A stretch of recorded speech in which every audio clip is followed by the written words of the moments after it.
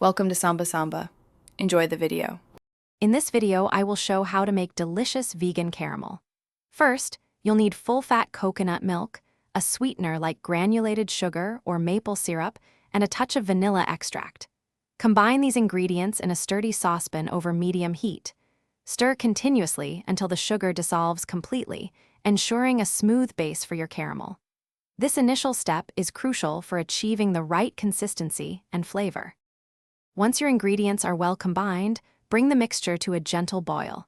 Then, reduce the heat to low and let it simmer. This simmering process is where the magic happens, allowing the caramel to thicken and deepen in flavor. Stir occasionally to prevent sticking.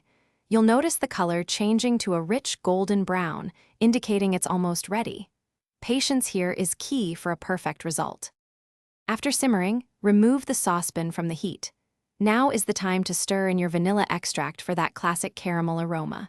A small pinch of sea salt can also elevate the flavor, balancing the sweetness beautifully. Carefully pour the hot caramel into a heat-proof jar or container.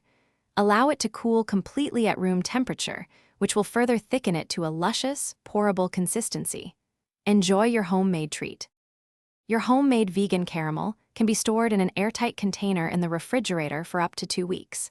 If it becomes too firm, simply warm it gently in the microwave for 15 to 20 seconds or in a small saucepan over low heat until it reaches your desired consistency.